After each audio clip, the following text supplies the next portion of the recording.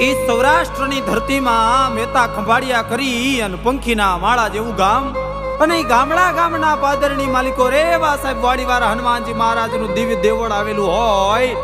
એક વખત દાદાના ચરણોની માલિકો એમ કહેવાય કે માથું ઝુકાવી અને આધિ વ્યાધિ અને ઉપાધિ એમ કહેવાય કે જેના દરબારની માલિકો ભાંગીને ભૂકો થાય એવું સાહેબ મંદિર આવેલું હોય. અને એમ કહેવાય કદાચ કોઈ માણાને કૂતરું કરડ્યું હોય અને કૂતરું કરડ્યા પછી એમ કહેવાય કે કુવાના પાણીની માલિકો એમ કહેવાય કે સ્નાન કરી લે એક હૃદયના ભાવથી, તો તમામ જાતની દર્દ અને પીડામાંથી મુક્તિ મળે. કારણ કે જ્યાં વિજ્ઞાનના સીમાડા પૂરા થાય ત્યાંથી તો સાહેબ શ્રદ્ધાના સીમાડા શરૂ થાય છે. એવા દાદાના ગુણગાન ગાઈએ.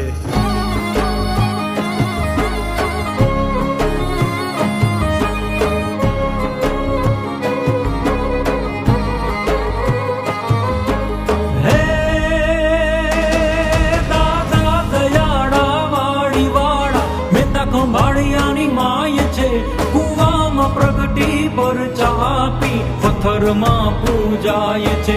વર્ષો જૂનું એ વેણ દઈને કર્મમાં કહી જાય છે. દાદા દયાળા વાળી વાળા પ્રગટ થઈ પૂજાય છે. દાદા પ્રગટ થઈ પૂજાય છે.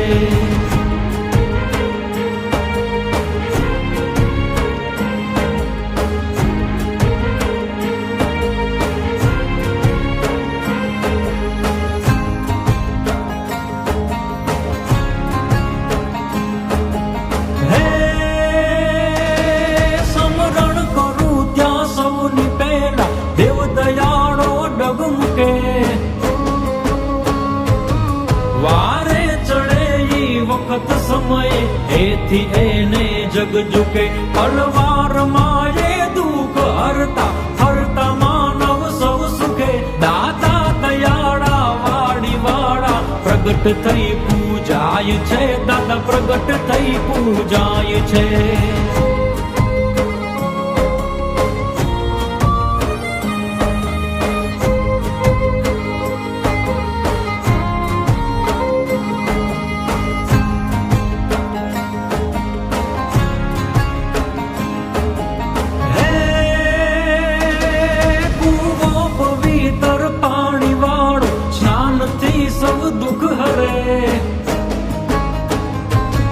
બનશે નિરોગી એ જ આશા માનતા યું સૌ કરે. આ હડાહડ કળયુગમાં હનુમાનને સુખડી ધરે. દાદા દયાળા વાળી વાળા પ્રગટ થઈ પૂજાય છે. દાદા પ્રગટ થઈ પૂજાય છે.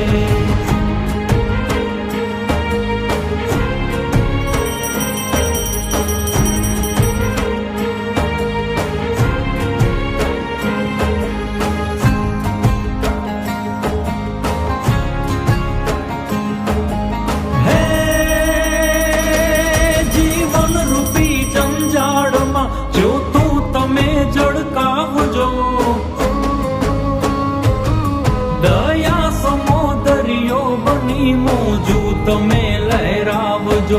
કહે વિષુચારણ વાળી વાળા વાલને વરસાવજો. દાદા દયાળા વાળી વાળા પ્રગટ થઈ પૂજાય છે.